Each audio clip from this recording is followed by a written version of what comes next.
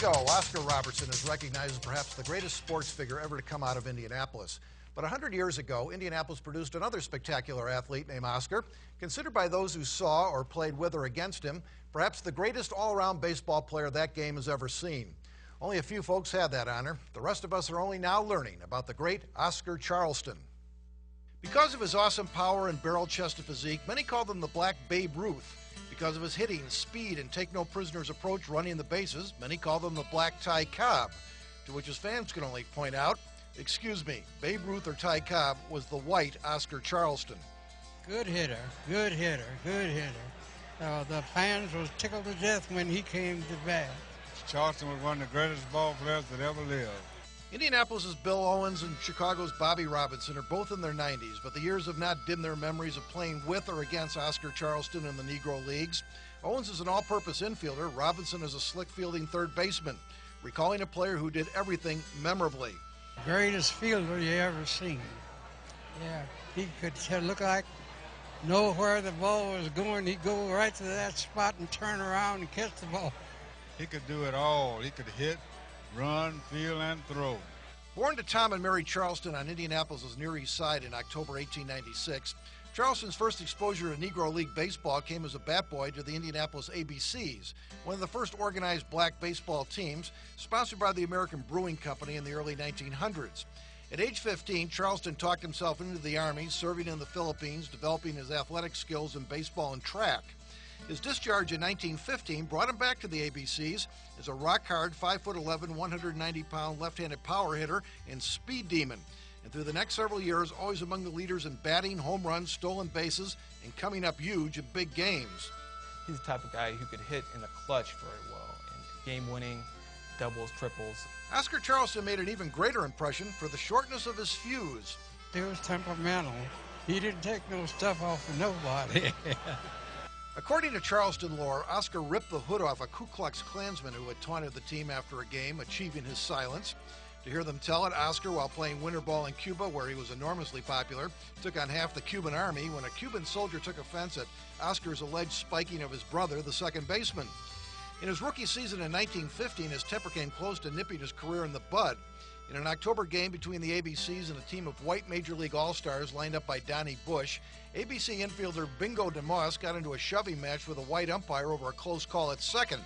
Charleston came storming in from center, reportedly flattened the umpire, creating a brawl that involved fans and club-swinging police in a brouhaha the newspapers called a race riot, with Oscar and Bingo spending the rest of the game in the Marion County lockup.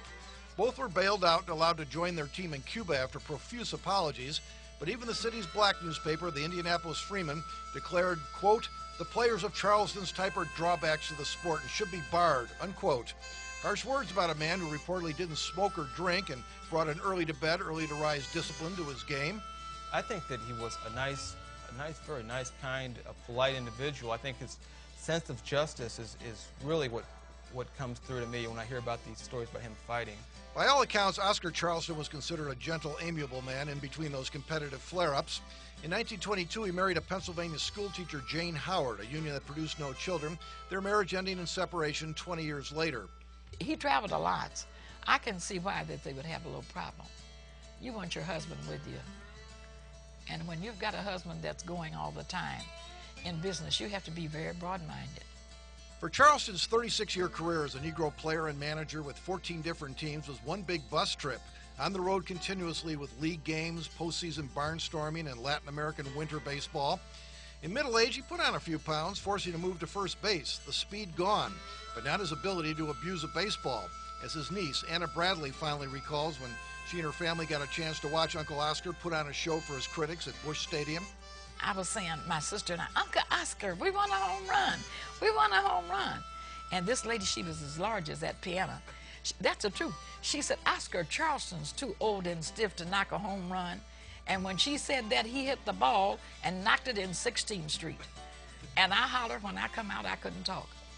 Charleston managed several teams, including the Negro League Dream Team Pittsburgh Crawfords, featuring legends Josh Gibson and pitcher Satchel Paige, and later helped Dodger executive Branch Rickey scout and develop black players in preparation for the long overdue integration of Major League Baseball in the late 40s, a dream long denied Oscar Charleston. I never heard him express bitterness. I think he was hoping for the time that he would live to see it. Of course, his integration sounded the death knell of the Negro Leagues in the early 50s, with Charleston's last hurrah managing the Indianapolis Clowns in 1954, leading them to a final championship and their transition to a barnstorming comedy act in the mold of the Harlem Globetrotters. After that season, Charleston suffered a stroke in Philadelphia that led to his death on October 5th at age 58. His family took him back to Indianapolis for burial at Flora Park Cemetery on the west side. Oscar Charleston's passing went largely unnoticed by the white establishment sporting press of the day. That would not have surprised Oscar Charleston, but what would have surprised him was the special honor and acknowledgement he received more than 20 years later. That's when Oscar Charleston became the 7th member of the Negro Leagues to be enshrined in baseball's Hall of Fame in Cooperstown in 1976 in ceremonies attended by his sister. At long last, Oscar McKinley Charleston of Indianapolis, Indiana, had gotten his due in a game to which he contributed so much for so long, and by today's standards, for so little. With his lifetime batting average around .360, wrapped around an abundance of home runs, RBIs, and stolen bases, and his impeccable, spectacular defense in center field, Oscar Charleston is often compared to Willie Mays when discussions turn to baseball's all-around best player. The week before Oscar died in 1954, Mays made that fabled catch of Vic Wirtz's long drive to save Game 1 of the 1954 World Series for his New York Giants against the Cleveland Indians. Asked to comment about the catch, one former Negro League player declared, Oscar Charleston would have been standing under it. Well, this baseball's made me hungry, so let's hop in the Pinto and head to the west side Indianapolis to a drive-in that stood the test of time and temperature.